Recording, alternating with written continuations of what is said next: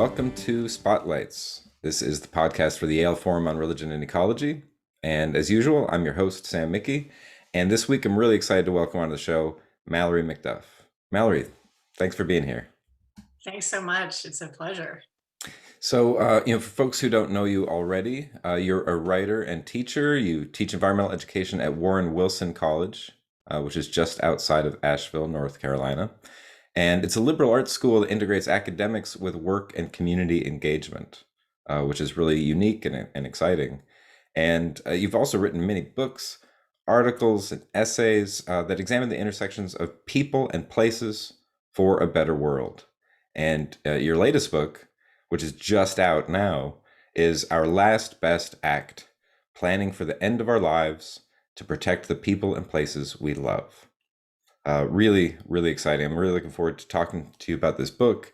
First, I want to hear a little bit about the school you're teaching at, because it really is, I don't know, kind of the ideal for a lot of us. It's like, oh, if there could be a place where we could really integrate community engagement with academic learning, that's the ideal. So what's it like? What's the school? Well, it is very unique. Not only do we integrate community engagement with academic work, but all the students work on campus and a job.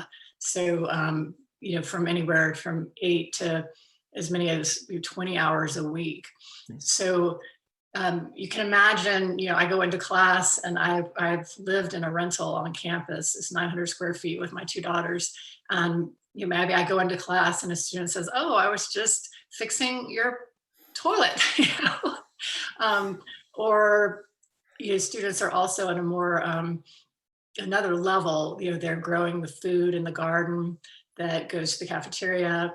I can look out my window and this morning students were herding cattle, in intentional grazing, a successional grazing from the pasture in front of my house to another pasture across the street. So, it's idyllic in description and it's messy in real life and it's incredibly real. I've been here for 22 years. And when I tell my students that, I said that the other day in class, and it's a new thing because now the students on their face, they're like, "Wait a minute, I wasn't born when you started teaching here." And so before teaching here, I taught just for a year at Colorado State University, and I feel like this kind of smaller community it just has been a really good fit for me. Sometimes you have to find where you're going by going in another direction. Yeah, so I have been here and lived on campus for that long. My oldest daughter is 22, and she's about to graduate from Berea College, which is another one of these work colleges where work is integrated. And then I have a almost 16-year-old. Oh, nice. Yeah, that's great. That's such a cool idea. Um, well, so we got to talk about this book, Our Last Best Act, Planning for the End of Our Lives to Protect the People and Places We Love. I've been able to skim a little of it so far, and my copy is on the way. But I don't know, it's a tough one because it's so serious. And so there was a few spots where I was reading, I was like, oh man, this is hard not to cry in a few spots. It's just so open-hearted and vulnerable, but in such a gentle way. Because you have like existentialists and stuff who love talking about death and dying, and it can often be intense. But I thought that there was such a gentleness to this that I just really appreciate you writing about this, because I mean, effectively, what you're talking about, how to plan for your death in a way that's sustainable, ecologically regenerative, and also caring for your community. So just really beautiful. So thank you for putting this together, because I imagine that's not easy writing to do. So I don't know, I guess to begin with, let's talk a little bit about the fact that death and dying isn't just a religious phenomenon, which of course people know, it touches on some spiritual stuff, but it's also an ecological issue. So I wonder if you could just say a little about that, the overall frame of the book, of thinking about planning your death, not just for people, but also for the places we love. Sure. And it's funny because I think we think about this topic of death and dying, and for my book, I was really focusing on disposition of the body. Like, what do we do? There's a lot of books out there about end of life wishes in terms of how you want, how much intervention we want when we die, when we are dying. And I really wanted to focus on the body. And it seems in theory like this a really heavy topic, but I decided to spend a year researching options for end of life decisions for the body in my region and in Western North Carolina. But the findings are relevant, you know, um, across the country and even the world. But what was really surprising to me, I think, is just the levity with which my conversations, a lot of the book, my then 14-year-old, she's kind of like a little skeptic, grounding voice, in the book, where she's not really wanting to talk about this, but yet can't help but dispense her opinion. And and to me, that's what made me reflect on my own, particularly my father's, how he talked about death and dying throughout our lives, going so far as to like make a little pine casket the size of the palm of his hand. And he told us, I think I was in middle school, like this, I would like to make my own casket, and if I can't, I'd like a friend to do it. And at the time, when I was the age my youngest daughter is now, that was background noise. You heard it, but okay, that's just my dad. And those background tapes, to use a word of my generation, those soundtracks are with us, even as teenagers. We may not be, like, I wasn't really tuning in, but that soundtrack was in me. And so with my parents' deaths, when they were really close to my age, my mom was 58 when she died. She was hit by a teenage driver. And a month after her death, my dad sat all his my siblings down and read a 2-page document that was his directives. And none of it was a surprise to us. He talked about, I want a funeral that relies on family and friends. I don't want to be embalmed. I don't want a concrete vault. And he wanted to be buried. They were big travelers. They hiked the Appalachian Trail, the Pacific Crest Trail. And he said in his directives, as I'm far away, cremate me, but my preference would be to return to the earth. And we were a month after my mom had died at 58. We kind of thought, okay, this is how he's grieving. He's preparing us. And I didn't judge it, but I thought, okay, we will be doing these things decades down the road. Because he was he was 63. And he died 2 years later in a mirror image cycling accident, killed by a different teenage driver under the influence of drugs. And his directives really, they carried us. And they still carry me in a way. And I couldn't stop writing about my parents in essays, and it became clear that maybe this story has relevance to other people beyond just little me, Yeah. in my house teaching my students. And so that was really the impetus for the book. Yeah, I really love the way that you're bringing the kind of personal side of it together with, like academic kind of study. It's, there's a really handy glossary at the end of the book. So it's like, this is a very teachable, very academic book, but the personal tone is really deep, very profound. And I don't know, to me, that's one of the best goals of writing, is to really put yourself on the page. And yet it's not just a memoir. It is this, a deep research. And I like how you overall throughout the book are exploring so many different kinds of burial practices. So you're really thinking about all the things you can do with your body. And there are so many, and some I hadn't heard of. So I mean, we gotta get into that. I guess first of all, there's this difference between the funeral home and the home funeral, right? Death doulas, right? So I wonder if we can get into some of these distinctions, because you're spending some serious time at funeral homes, really studying what's going on there, and then meeting death doulas.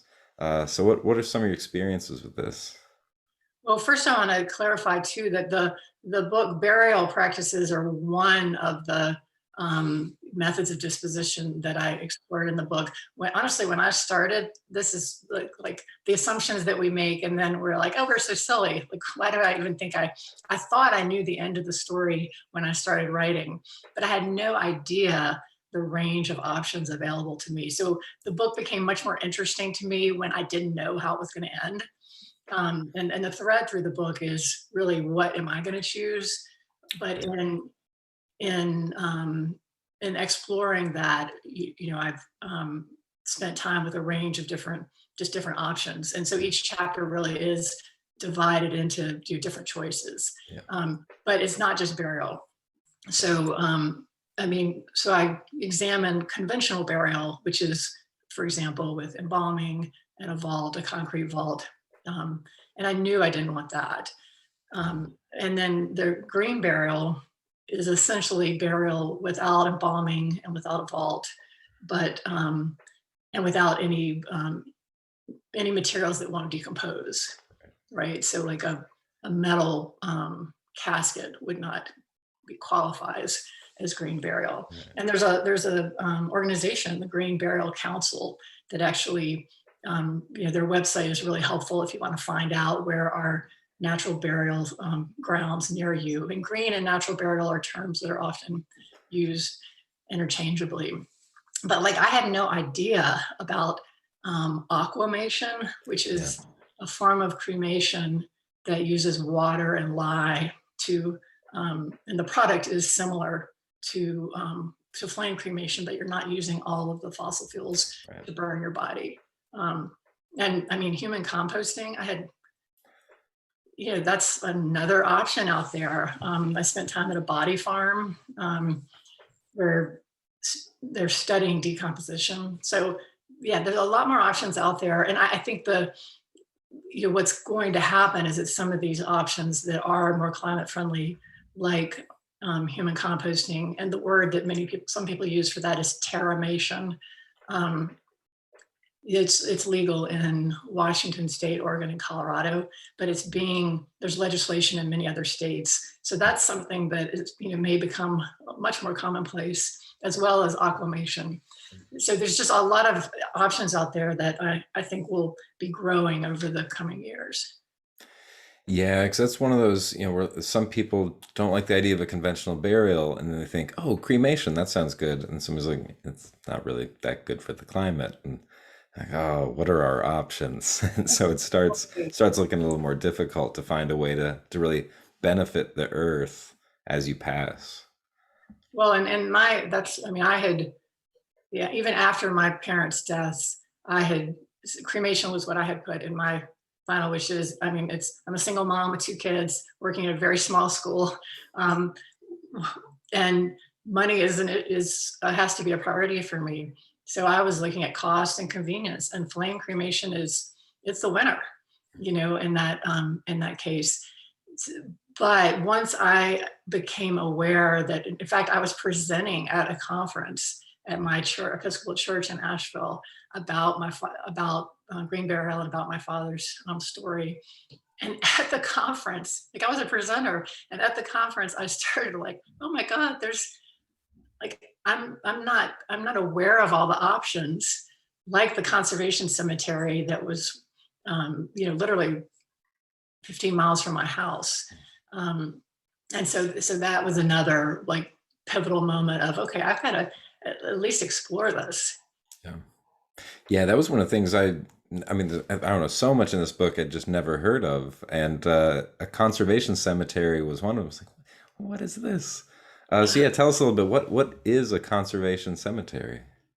Well, it's funny because I had actually written a book chapter. I had a book called Sacred Acts that was an anthology of faith organizations doing climate action.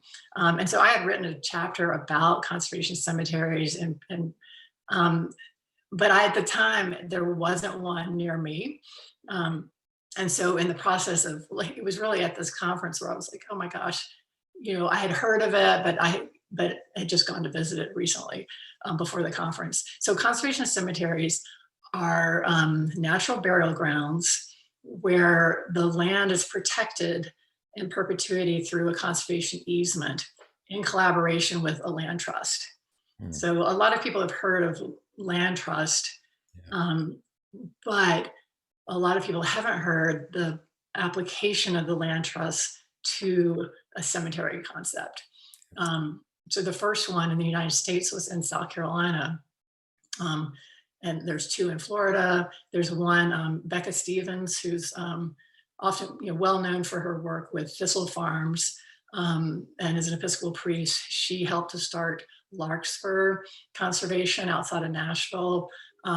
So this is again another concept that's really really growing, because it makes sense. If we have land and we can protect it, then the money spent for a burial plot actually goes toward restoration of the land. And I took my students to visit the conservation burial ground near us. It's called Carolina Memorial Sanctuary, and it was started by a woman named Carolyn Young, who actually sold her house to put up the money for this. When I interviewed her, she said, well, it was something to the effect of, what did I have to lose? You know, and I was like, oh my God, everything. Yeah. But yeah, she was really instrumental, and it has she's started an organization called the Center for End of Life Transitions to really help people with the transition to death. And so when I took my students there, it was pre-COVID, and it was freezing cold. It was like our last week of class, and this was like an intro to environmental education class. And some of the students had said, "Oh, I can't come. This, and this happened." And I was sitting outside my classroom after getting the van, like, I'm gonna bag this field trip. you know, I could grade. Everybody had a lot to do, and I just saw this open window of 3 hours of time. And then there was a student sitting there waiting for the field trip. It was raining, it was terrible weather. And she said to me, "Oh, I'm really looking forward to this." And I thought, okay, we're gonna have class. And I mean, I don't ever cancel class, but like the field trip outside in December. So the end of the story is that, and I wrote about this in the last chapter of the book, is that we were given a tour of the cemetery, and it looks like a forested area, with there's like a meadow area, and then it just looks like you're walking in a park. Um, and you can see the land is kind of raised up a little bit at different places, and that's where someone was buried. And there are places where some people want to have a flat marker with like a native stone, but all the burial sites are recorded with GPS. But it's so funny with teaching the students. It was, they were like, one of them like had Birkenstocks on, like without, like with really thin socks. And I'm like, oh my God, they're hypothermia. And they weren't talking a lot. And then we got back to the circle to get back in the van. And Cassie Barrett, the manager, who was a Warren Wilson graduate as well, she just said, well, what came up for y'all, in the past hour? And I couldn't believe, I just couldn't believe the profound reflections of the students. One student said, my parent has several autoimmune diseases and has talked about assisted suicide. And she said, I just didn't want to deal with it. I don't want to talk about it. But this is a way that I've seen a different way to encounter death. And I feel like I can talk to my parent. It was a mother. And one field trip is not going to change the world. But the students, they just talked about people they'd lost and how this place felt like transformative and regenerative and full of love, because it was this natural, beautiful place. Wow. Yeah. I don't know. I think sometimes one field trip might change the world. Yeah. I mean, especially in that kind of context, when making people feel more open and comfortable with talking about stuff like this. I mean, that's at least life changing, if not changing the world. Yeah, Um, perspective changing for sure. yeah, Yeah. Well, and yeah. it's because I'll just say one other thing real quick is that there's 5 staff at Carolina Memorial Sanctuary, and 3 of them are Warren Wilson graduates. Hmm. One of them was one of my former environmental education students there who works as a Wow. land steward. So that's super cool. That's cool to see it come full circle like that. Yeah. How interesting that it's recorded on GPS where the bodies are. So then the family members, or friends or whoever wants to visit the site, they wouldn't necessarily have a gravestone to look for, but they'd have the GPS coordinates, so they could kind of go to that spot and just see what the land has done. Uh, Right. yeah, The some people do have a flat stone, right, engraved, so you can see burial markings, or markers rather. But what's so different is like you go there in different seasons, and it looks different. right. So there's wildflowers in the summer, and then it's more barren in the winter.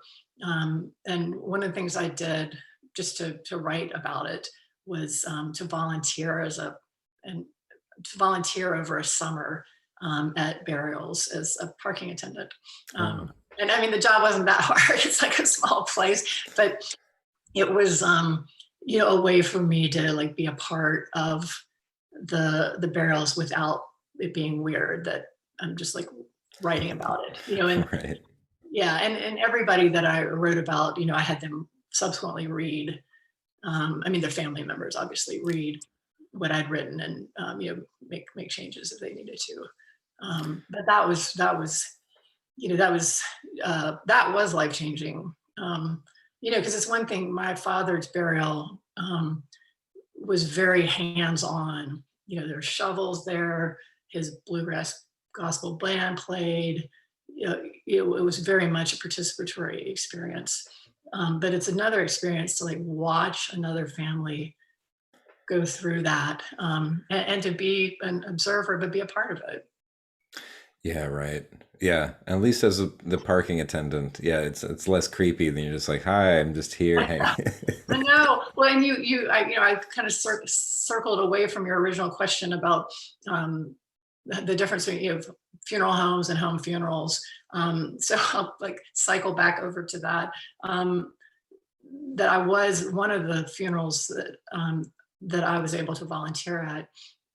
I also was able to go to the home funeral the day prior to the burial, and I had not ever done that before. My father had wanted his body to be at home, but because it was a hit and run, Right. that wasn't an option.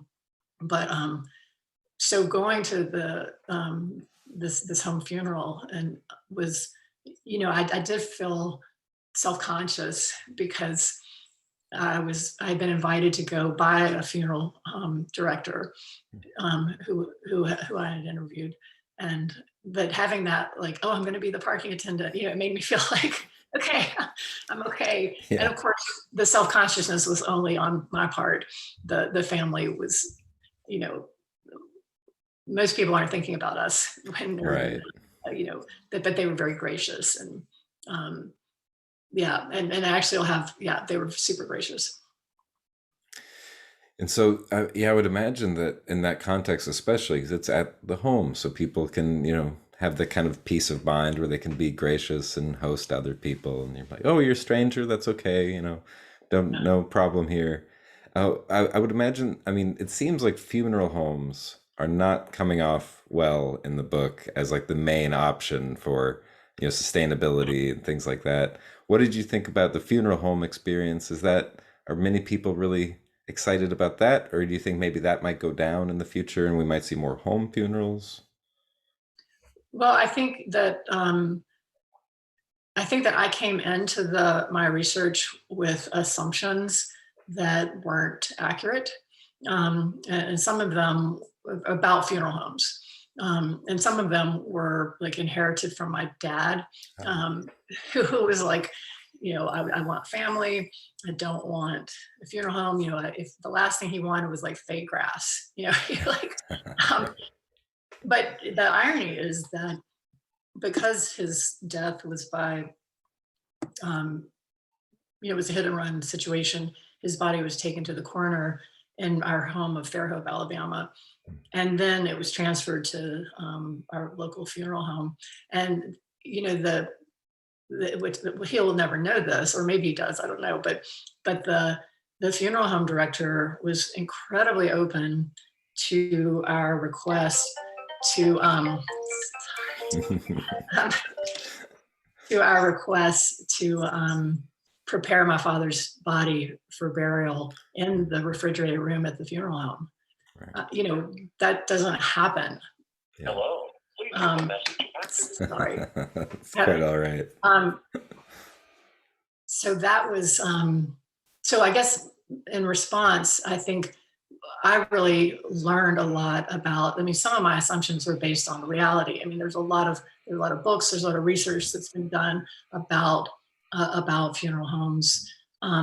But what I found, there's a chapter called Innovative Undertakers. Mhm. And what I actually found was I had to turn my assumptions on their head.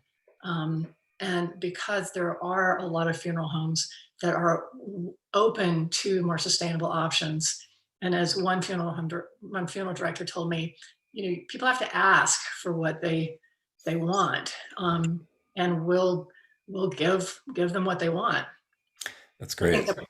I think the problem is, we don't, and part of the message of this book is that if you can plan while you're still healthy and while you're still, not at the precipice of death, then you have time to do some research.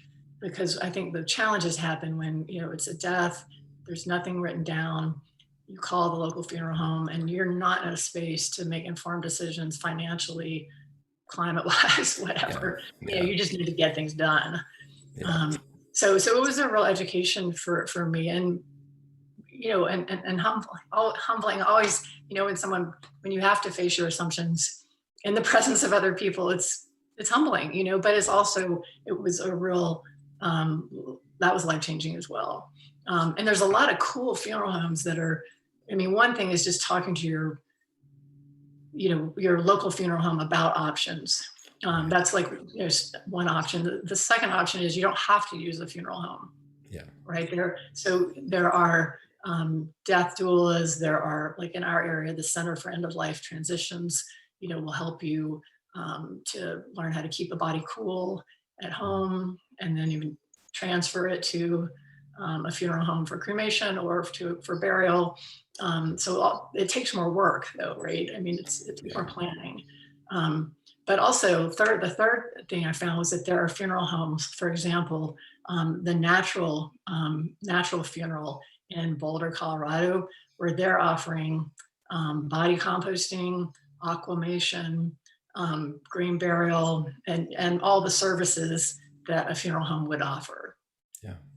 That's really amazing to see that kind of innovation, the innovative undertakers. I like that phrase a lot. One of the things I was wondering also about, like, pine caskets. So a lot of these, like for a conservation cemetery or things like that, so they're always using some kind of biodegradable casket, or what's special about pine?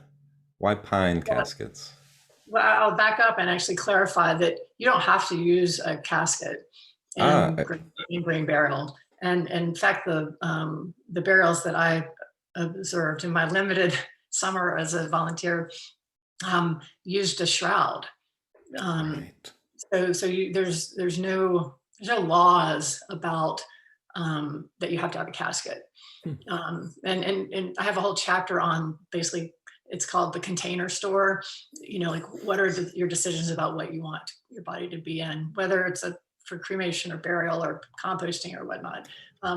And some of those conversations with my daughter were really funny because, like, I found a really cool shroud that I liked.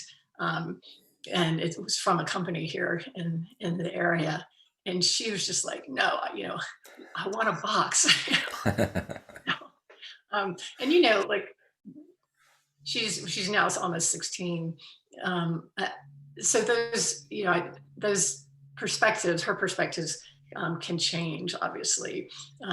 But my father was buried in a pine box, and you said what's special about pine? I mean, that was just like the wood he had in his basement, that the friend who built it went to the basement, or wait, actually he had the pine, and my dad in his basement had some sailing ties that we used to like lower the casket into the ground. We grew up on the coast where being on the water was, a part of life. I think pine has been used over time. It's not, it's a cheap wood, and it's, accessible. But so that's the reasons I would think, that I don't actually know. Right. And also, one of the things you bring up, speaking of, you could be in a shroud, you can be in a box. Also, mushroom suits. That's a really exciting thing to learn about. I was very interested in that because I don't know, because mushrooms do so much work for us in our ecosystems, and so to think that that can be an integral part of the burial practice, I found really interesting. So I wonder if you could tell us a little bit about these kind of mushroom death suits. It sounds like a heavy metal band. Right. Well, in the book, I met an artist who was doing this amazing art, creating her own shrouds with art. She had planned so much for her own death, and she was going to be buried at the conservation cemetery. But what I had never been exposed to before is she had really integrated her artwork into the preparation. So from beautiful shrouds to, she had friends all contribute images and words when they thought of death. It was this collaborative art project, which, I just had not been exposed to that. But she had a mushroom suit, and she had decided to invest in it. And it's kind of a little controversial about how much more effective that is than just like putting your body in the ground. So Cassie Barrett, who's the manager of Carolina Memorial Sanctuary, does not endorse them as worth the cost. But Mariah, the artist that I interviewed, she had done her research and said this was something that she wanted to do. So I got to see it, and it is a thing, and it is, you can buy it. How expensive is it? I'm going to quote a cost that may not be, from like probably a year and a half ago. So I think at the time it was like, I don't know, $1,300, something like that. But that number may not be accurate. Right. But it's not, right. It's not like a cotton sheet or something. Right, exactly. Or just putting your body directly in the ground, which seems very cost effective comparatively. Right. And she, like Mariah said, this is something that I want to do. And and my dad had wanted to have his body wrapped in my mother's linens, and then put into a pine casket. So which we did, and that's what my sister and I went into the funeral home, and with the tablecloths. And so some of it, I guess from one of my take homes is that, it's a personal, it's one individual decision that we do have control over. And there's not like one way is right and one way is wrong. And I'm really clear in the book, I hope, that, I don't think like my individual decision is going to shift climate change. But I do think that trying to live with some intention and individual acts in collective can make a difference. And for me with this research, it wasn't just about the climate, even though that was like one of my driving motivators, but it was also spending a year and a half just talking to people about death and dying. I mean, just with friends or with colleagues. And that was powerful because we don't really have those opportunities. Yeah, right. Yeah, and you have people like Socrates saying that the practice of philosophy is a practice of learning to die. Mm, And so much of being alive is about facing these kind of limits. So I would imagine that talking to people about death really changes your perspective on life. So even if you're not thinking about the environment and climate and things like that, that's still got to really shift the perspective you have on those things kind of indirectly, right? Because maybe some of the reason that we're not taking action on climate change is because we're so afraid of what it means for us, and we're afraid of the fact that it's threatening life on Earth, and we don't want to talk about death.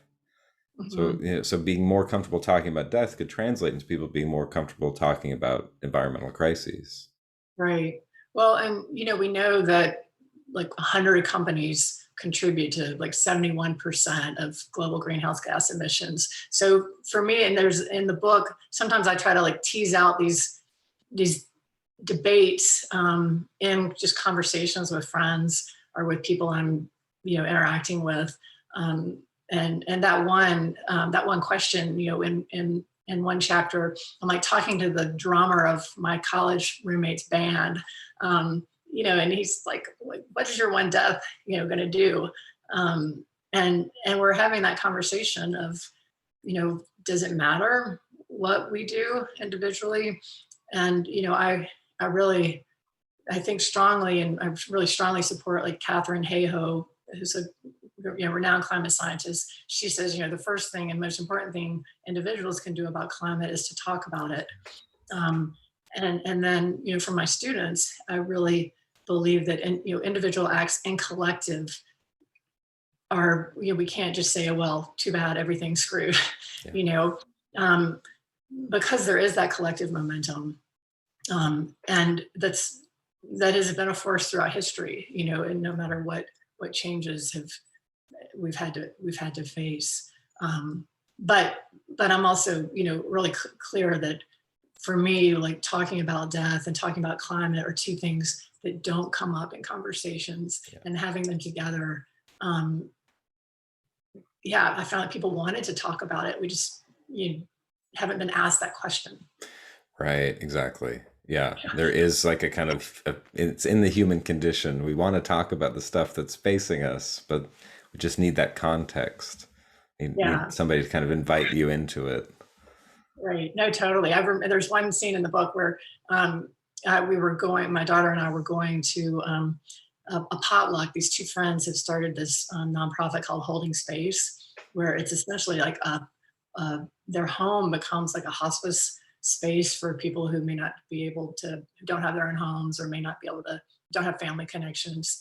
And they really talk about like people who are dying in their home or family. Hmm. So we went to a holding space potluck right before pandemic started, and my daughter was like, "Please don't ask this woman what she's going to do with her body. Okay, after she dies, she said, just leave it for once." And but yeah, of course, everybody was talking about at a holding space potluck, like death is like on the forefront of conversations. So yeah, so it was kind of, those scenes to me, the levity is has to be a part of life, even with in pandemic, Yeah. with in the climate crisis. I think that joy and curiosity about each other, to me, is just so integral. Um, yeah, well, the irony too is that the book, well, I thought the book was going to end with me buying a plot at the conservation cemetery. I won't give away the ending, but I actually discovered a cemetery at Warren Wilson College that I had heard about, but I had never visited. And in my mind, I got confused about. I thought a church cemetery was actually the college cemetery. I mean, I've lived here for 22 years. It's so pathetic. Um, but I discovered it, and I mean, I discovered what was actually the cemetery, not what I thought was, and realized that the contract for the cemetery required vaults, which is really interesting. I mean, Warren Wilson is known as environmentally sustainable school, et cetera. And the cemetery was owned by the Presbyterian Church. that's affiliated with the college. So long story short is part of the book's, the journey became my negotiations with the trustees of the cemetery, 3 men, and the most powerful one was in his 80s, and he mowed the lawn of the cemetery. And that negotiation and dialogue, was something I just had not even, I couldn't even imagine, those interactions. And they ended in a Zoom call in pandemic a month before the board trustee actually died. They made a decision to allow green burial there and change the contract. Wow. Wow. Yeah, right. Those are tough negotiations. I would think stuff like that's so entrenched. They're like, no, these are the rules. We're going to keep doing it. Yeah. You're like, Well, and oh, most people, they had really, most people were,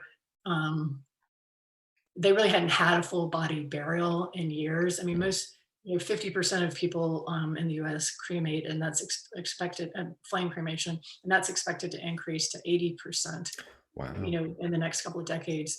So it really had been kind of a non-issue. But it was, it was, I'm like not super patient, like, oh, this is the right thing to do. Why don't we do this?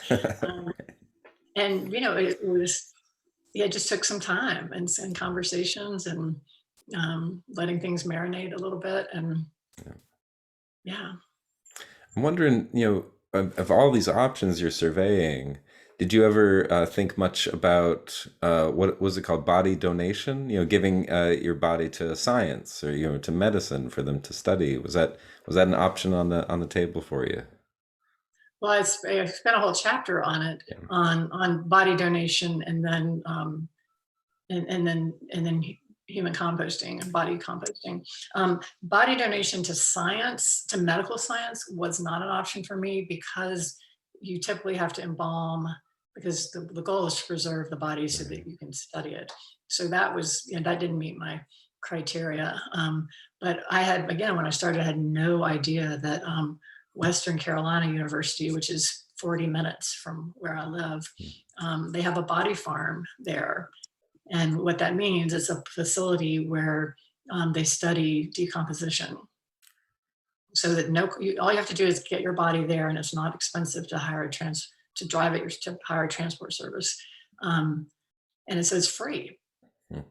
And I was able to be in the lab when a body was donated, and watch, I interviewed students who are on their work study is working in the lab.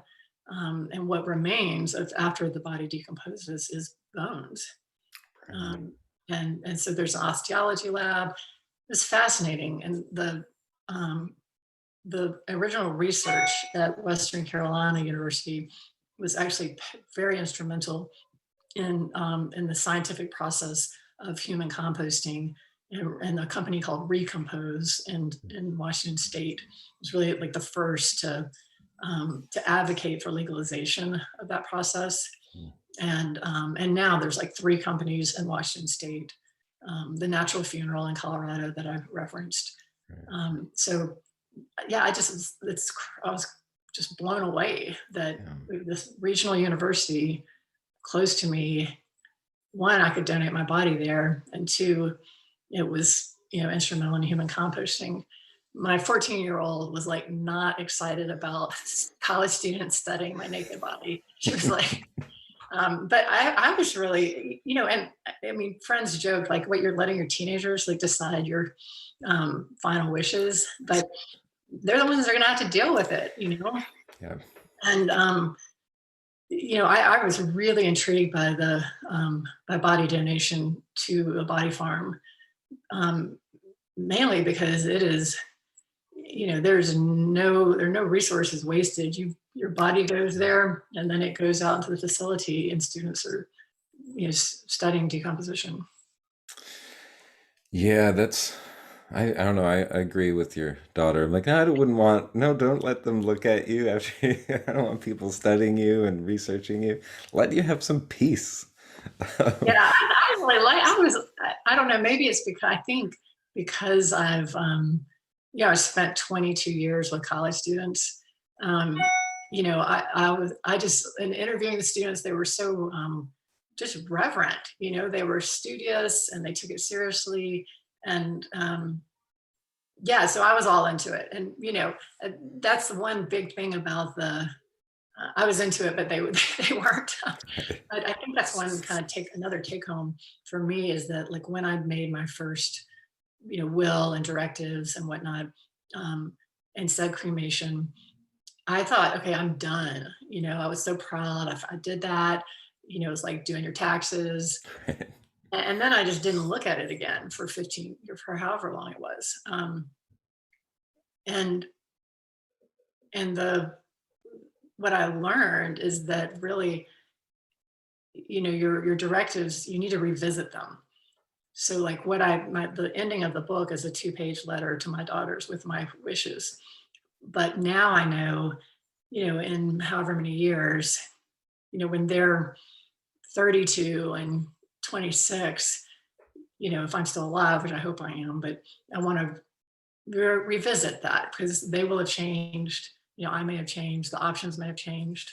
So Yeah, I really appreciate that about the whole book, is there's this sense of openness to changing your perspective and changing your opinions, changing your assumptions. And it seems to be one of those things like with death, or it's like changing your religion to change your thinking about death. And so you're like, no, but this is the most serious. So once you make that decision, you just leave that decision alone. And you're like, no, actually, you can keep rethinking it. And as long as you're alive, you can rethink your right. plan. uh, and uh, and that it's a family affair.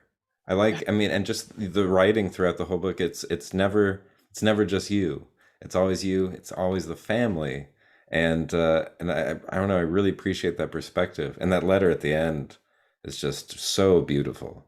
Oh, Yeah, so touching. I was like, if that's all the book was, it'd be worth reading just for those couple that's pages. sweet. Yeah, well, it's true. Not just sweet, also true.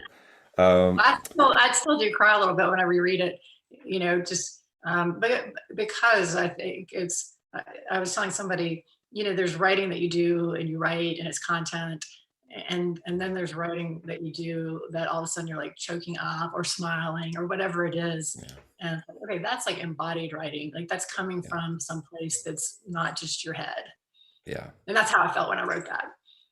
yeah. That's good. I would imagine. Yeah, and that's I don't know. To me, that's the best. That's the goal for writing is really to get the body into it. And yet, still, it's research, and so there's this heady intellectual dimension to the book, but it's just so embodied at the same time. So I don't know. I really love that.